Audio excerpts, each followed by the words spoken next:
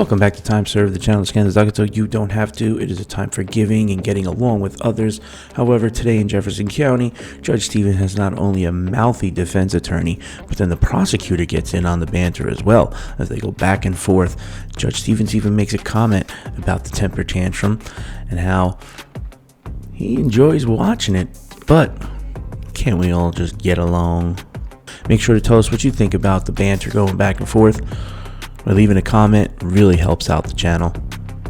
Make sure to like and subscribe, set your notifications to all. Let's roll, nerds. And then I have Janice Limbrick, but this is what we're going to be looking, and we're all going to have to have a little sequestering. And then William Permitter.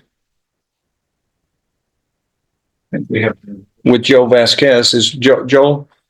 Where's Mr. I don't think Permitter? Joel's going to be here, Judge. Mr. Permitter, come on up. He's in custody.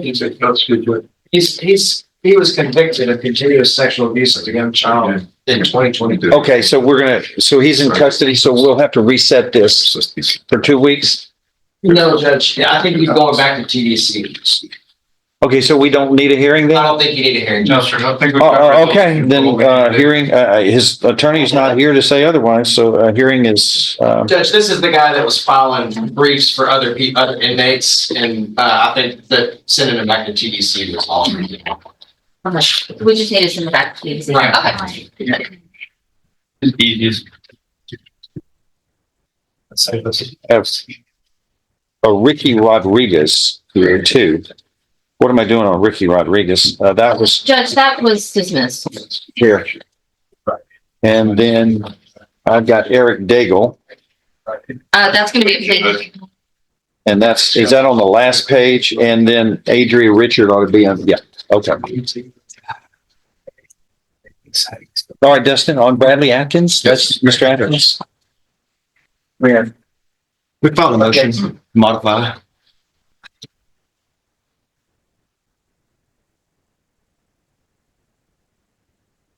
That's probation officing then? I was just taking a look at it, Jim, just a second, Jim. The desires respectfully request the court to grant this motion or set a hearing. Okay. Summarize what you want. Judge, on October 11, I'm just going to read kind of sort of from the motion. On October 11, the court ordered Mr. Atkins to participate in JCDI, which is a program here in Beaumont. But he's unable to do that because he lives in Carrollton, Dallas, and there's just no way to do it remotely, and there's no way to commute. So Is that right? They all knew that when they left court on October 11th. There's a memorandum that tells you whenever they left here and said that to the probation officer. yes, the day that we learned it, it wasn't discussed in court. It was discussed with probation. It was discussed in court, Judge. It's not what the letter says. But the motion, Judge, is a motion to substitute because when he talked with probation outside this courtroom and realized he would not be able to drive to Beaumont enough to accommodate the program, he enrolled in a program in Carrollton, which is called the Care Star Recovery. Care Star Recovery. As an exhibit to the motion, Judge, there is a letter from the person who runs that entire rehab facility. She looked at the requirements of JCDI, the curriculum of JCDI, and she discusses why their program covers almost the exact same curriculum. He has participated in that program ever since. They have been sending progress reports. However, I was able to give progress reports to probation today. Apparently, they weren't all being received. They're also drug patch results that Mr. Atkins is wearing a drug patch have also all been sent to probation. I believe that he has passed all of his drug patches since he's been wearing the drug patch or since we left court last time.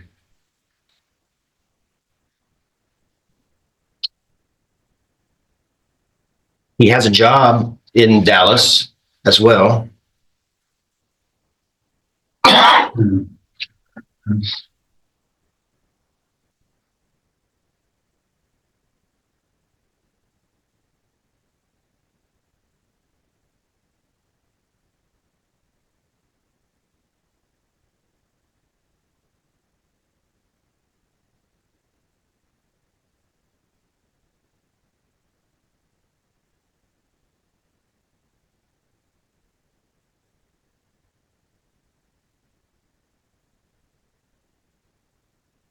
I laugh on this memo I'm reading that says the defendant states he feels like he's being punished for the progress he has made since his probation placement.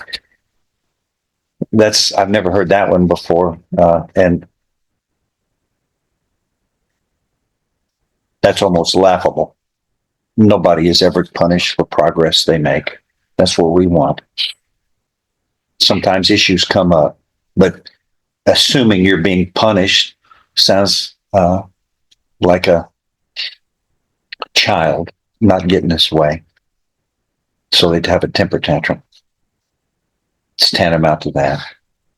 What we want is for you to be the best person you can be. However, we can figure it out. We'll work it out. It's workable. And people from long way away, if they are unable to do things here, we'll try to accommodate them. But nobody's being punished for progressing and following. I mean, that's coming out of the blue, and that doesn't have any basis.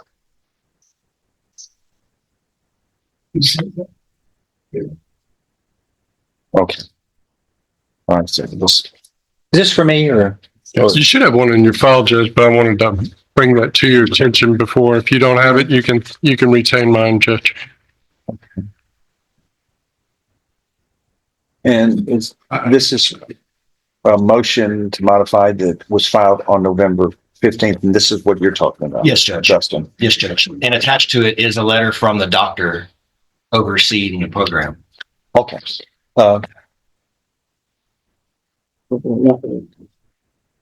hadn't gone through what he's doing in the program. I appreciate y'all the kind of stepping in and doing my job, but I don't appreciate it. The court's orders are what they are, and everybody just needs to Move if things.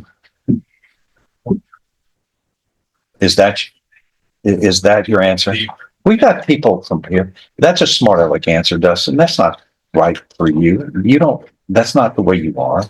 No, we don't punish people. And I don't expect you to move from out of town and where your career is and accommodate us just being here. There are ways of working. We got people out of town who are on probation, and we'll figure a way to work it out. But coming in and having kind of a little tantrum is not the professional way to deal with this. So what do we do in cases where people need to be here and they're 6 hours away? How do we handle that? Judge, when we left here on October 11th, this man had a foot out that door headed to Safe P Relapse, which was an option. After his tearful plea and his argument by counsel, you entered the order of the JCDI. My memory is that all that was discussed, and they were excited about being given an opportunity and ran out of here, went to the probation office, found out that they didn't like it.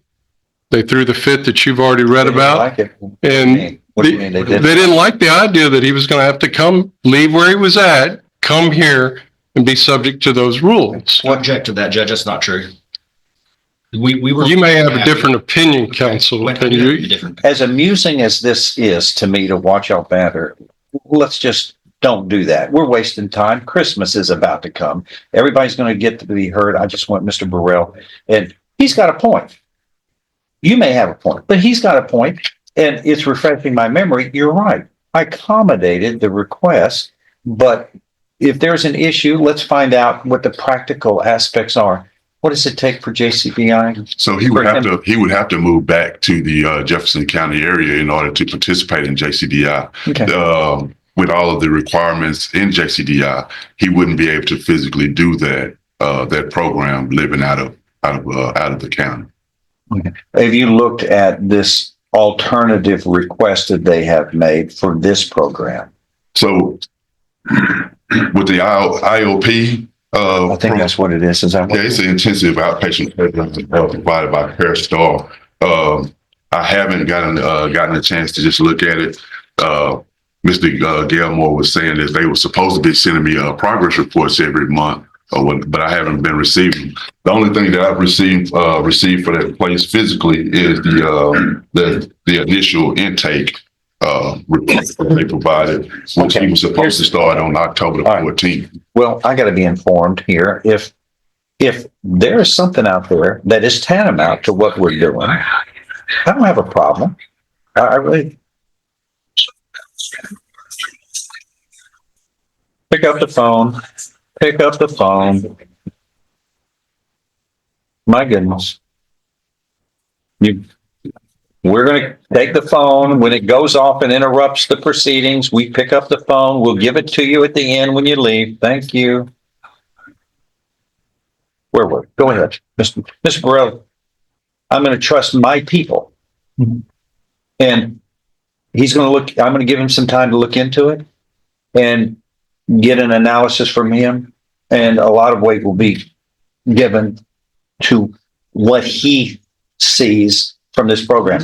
We're not going to foreclose options when we don't know what the full information is. Understand. Okay. Judge, that's why I filed the motion with the attachment from the doctor.